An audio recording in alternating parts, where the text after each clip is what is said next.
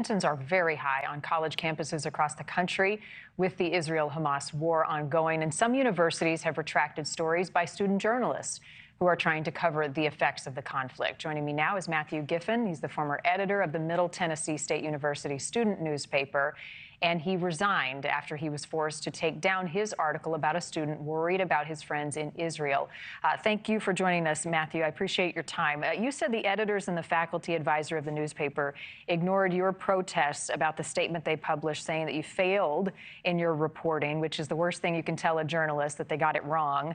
What were those conversations like? And I want to put up on the screen part of what they said. They said, in retrospect, Sidelines failed to report on the casualties the Palestinian people have suffered and focused only on damage done to the Israeli population.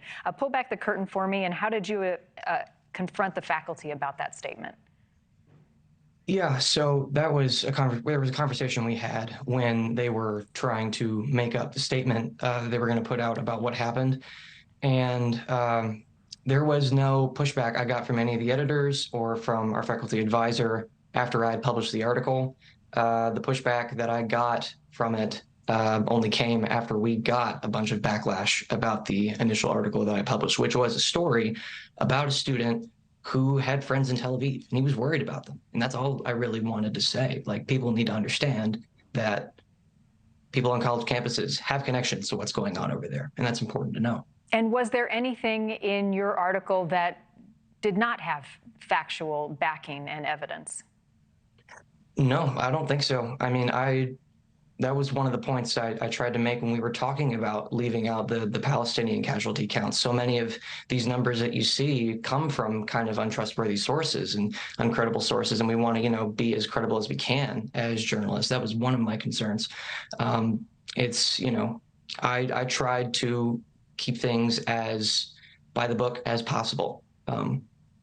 And you resigned as a result of, one, their statement and their lack of support for your journalistic integrity and what you put forth in your article.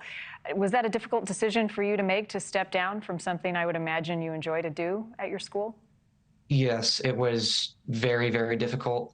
It was not made lightly. I really do enjoy working for Sidelines. And I don't think any of them are anti-Semitic. I never claimed that. I don't think that they're bad people by any means. I think that this is just an example of the influence, that the outsized influence that anti-Semitism has on college campuses, even at places that a lot of people wouldn't suspect, like, a place like MTSU in a red state, like Tennessee. So.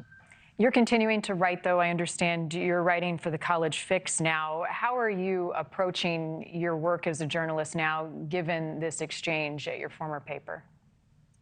Just trying to, always tell the truth and talk about the topics that I think need to be talked about. And that's the game of journalism, just say what needs to be said, even if the consequences kind of blow up in your face sometimes, which I'm learning happens. So.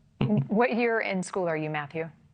I'm a senior here at MTSU. Okay. And what have you witnessed on campus as a result of the Israel-Hamas conflict? Have you seen anti-Semitism, and what are the conversations you're having with your classmates?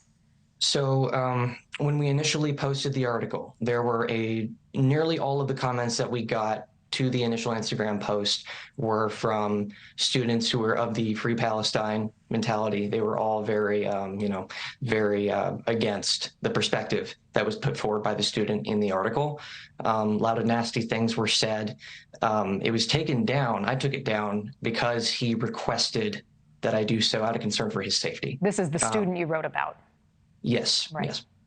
Okay.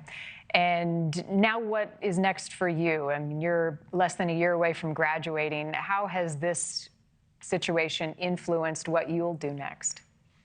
I've been doing a bit of thinking. It's put a lot of things in perspective, but I think no matter what I do, I want to try to keep telling the truth and talking about things that I think are important and that matter. Like I said, even if the consequences kind of blow up a little bit. Yeah, that's the job of a journalist. Marni Griffin, thank you for your time. Thank you for watching. Go to newsnationnow.com to find NewsNation on your television provider. And don't forget to click the red subscribe button below to get more of NewsNation's fact-driven, unbiased coverage.